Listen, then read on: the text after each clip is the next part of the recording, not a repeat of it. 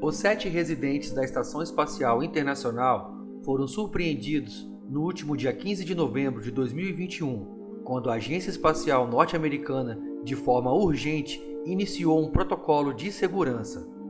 O objetivo era mover os astronautas para a nave em que chegaram ao espaço, pois uma nuvem de lixo recém-detectada iria passar perto da estação, colocando os tripulantes em risco. Pouco depois, o Pentágono confirmou que os destroços haviam sido gerados por um teste anti-satélite conduzido pela Rússia no mesmo dia. Em comunicado, o Departamento de Estado norte-americano classificou a atitude como irresponsável e estimou que até então cerca de 1.500 fragmentos rastreáveis haviam sido encontrados. Em resposta, o Ministério da Defesa da Rússia negou a possibilidade de colisão entre os destroços do teste e de outros objetos em órbita, inclusive a ISS.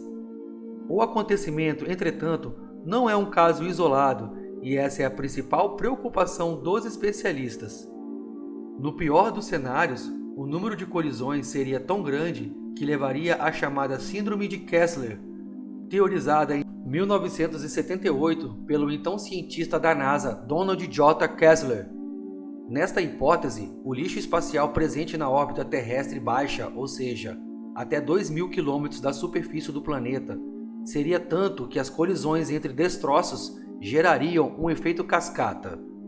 Como resultado, camadas inteiras da órbita terrestre baixa se tornariam inutilizáveis, o que é um problema, já que é justamente lá que estão os satélites usados para comunicação, GPS, monitoramento da Terra, entre outras funções.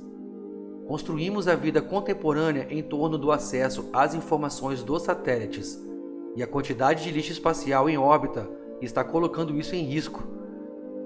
Também há quem acredite que, se nada for feito para resolver a questão, os humanos se tornarão vítimas da própria armadilha.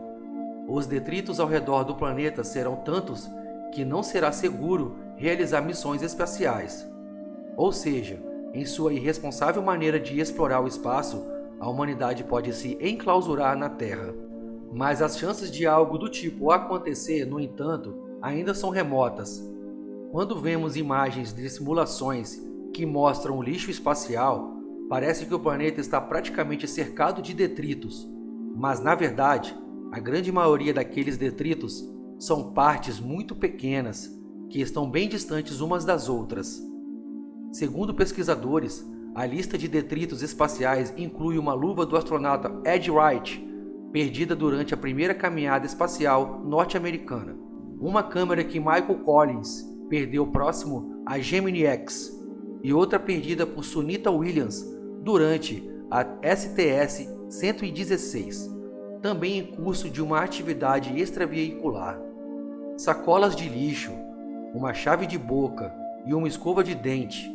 A maioria desses objetos voltam para a Terra, atraídos pela gravidade em poucas semanas, devido às órbitas onde foram soltos e dado o seu tamanho diminuto, são facilmente deteriorados durante a reentrada na atmosfera do planeta. Fatos como esses não são de grande importância na problemática do lixo espacial. Por outro lado, eventuais colisões entre os objetos que podem gerar mais peças constituem um principal problema referente a estes detritos. E sobre os perigos dos fragmentos em alta velocidade? Especialistas ressaltam que acidentes são possíveis. Em fevereiro de 2009, por exemplo, o satélite norte-americano Iridium 33 e o russo Cosmos 2251 colidiram a velocidade acima de 42.000 km por hora, o que resultou na destruição de ambos, na criação de ao menos 1.000 fragmentos com mais de 10 centímetros, e em 2011 em uma manobra da ISS para evitar colidir com os destroços. Mas não são esses pedaços maiores que preocupam os cientistas. Os detritos entre 1 e 10 centímetros de diâmetro são bem mais difíceis de detectar e, portanto, de evitar que colidam com os equipamentos em órbita. Além disso, até a menor das partículas pode causar um enorme estrago quando está em alta velocidade. Em média, os detritos de lixo espacial estão viajando a 8 km por segundo. Em agosto de 2016, por exemplo, um fragmento de lixo espacial de apenas 1 milímetro atingiu um dos painéis solares do satélite Copernicus Sentinel-1A da ESA, criando uma cratera de 40 centímetros de diâmetro. Hoje, a NASA estima que existam cerca de 100 milhões de fragmentos de lixo espacial, com mais de 1 milímetro de diâmetro, em diferentes camadas da órbita terrestre. Os cientistas temem, contudo, que esse número cresça exponencialmente, tendo em vista os milhares de satélites de empresas privadas que serão lançados nos próximos anos. Só a Starlink já recebeu a autorização do governo norte-americano para colocar 42 mil satélites em órbita nos próximos anos, dos quais quase 2 mil já foram lançados. A empresa afirma que, após parar de funcionar, o equipamento deve levar entre 1 e 5 anos para se desintegrar na atmosfera terrestre sem maiores complicações e sem causar danos à população. De fato, a probabilidade de um pedaço de lixo espacial resistir à atmosfera terrestre e causar algum estrago é muito baixa. Segundo a ESA, a chance de uma pessoa ser atingida por um raio de 60 mil vezes maior do que a de ser surpreendido com um fragmento de foguete caindo em sua cabeça.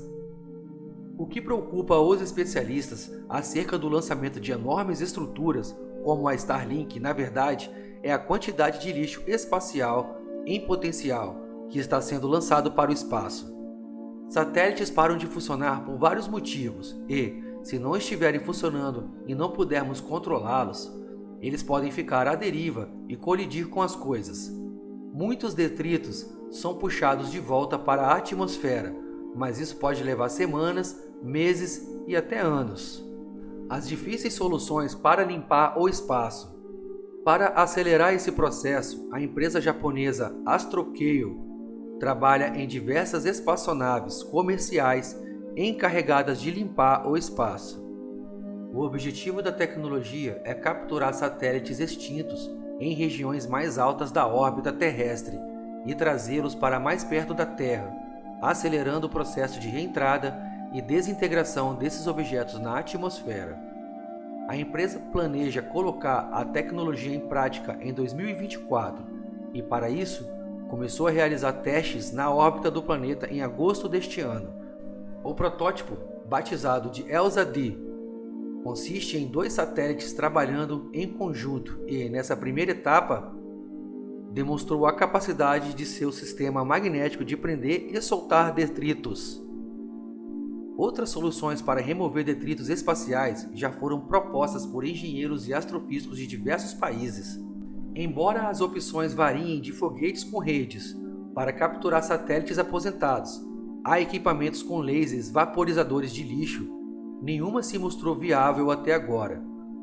O motivo é que criar tecnologias para condições tão extremas e instáveis quanto as encontradas nos entornos da Terra não é tarefa fácil. Nessas circunstâncias, até algo aparentemente simples como manter contato ininterrupto com o equipamento em órbita por alguns minutos pode ser um tanto complexo. Para que o processo com a ELSA-D funcione, o sistema de controle da Terra deve permanecer em contato com a espaçonave por 30 minutos, período 4 vezes maior do que geralmente é necessário para realizar procedimentos de rotina em satélites. No geral, a missão do ELSA-D é muito complexa, mas os cientistas esperam que essas demonstrações técnicas mostrem que os recursos técnicos possam ser suficientes para esse serviço.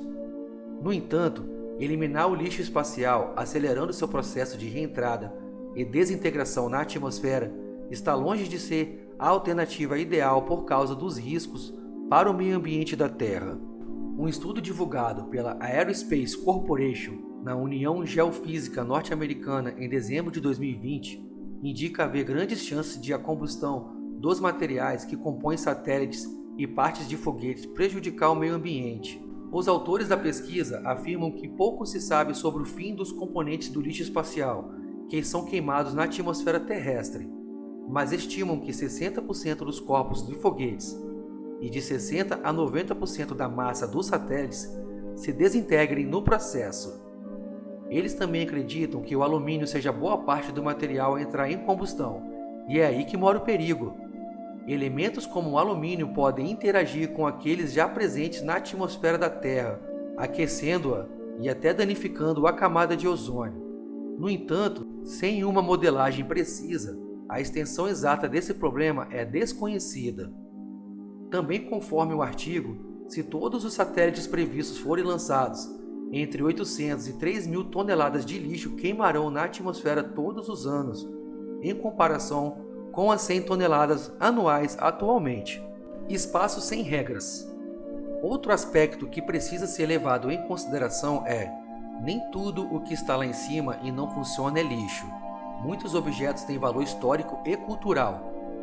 Um exemplo é o satélite norte-americano Vanguard 1, lançado em 1958, e é o objeto que orbita o planeta há mais tempo. Tecnicamente, é um pedaço de lixo espacial, mas seu significado cultural reside em estar lá. Segundo o Tratado do Espaço Sideral, redigido pela ONU em 1967, o espaço pertence a todos. Logo, ter uma noção mais abrangente e menos nacionalista das conquistas fora da Terra é crucial para resolver questões como o lixo espacial, mas nem sempre é isso que acontece. Além do tratado, a única ferramenta que, até certo ponto, guia as boas práticas fora da Terra é a Convenção sobre Responsabilidade por Danos Causados por Objetos Espaciais, de 1972.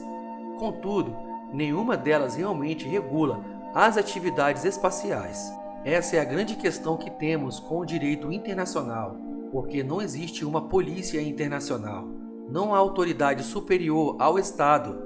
Dessa forma, os Estados optam por estar ou não vinculados a tratados e acordos e escolhem se os seguem ou não. E não há exatamente uma punição para aqueles que não cumprem os acordos. Além disso, tendo em vista os milhões de fragmentos de lixo espacial em órbita, é difícil apontar culpados por eventuais acidentes.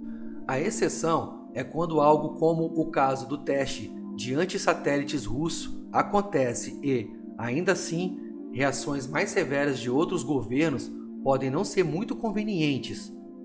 Todos os países querem manter sua liberdade fora da Terra e não serão os primeiros a condenar exacerbadamente uma ação porque também querem ser capazes de realizá-las. Nossa experiência nos mostra que sempre que a atividade humana aumenta muito em determinado ambiente, ele se degrada. Então, por que não pensar em soluções agora no início, enquanto estamos apenas começando e com os riscos de acidentes serem tão baixos? Por que não pensamos como cidadãos do planeta Terra para assuntos que atingem toda a humanidade? E você, o que acha disso tudo? Acha que podemos viver em harmonia com o nosso planeta e a tecnologia? Deixe seus comentários. Obrigado por assistir. Peço que curta esse vídeo e se inscreva no canal. Até logo!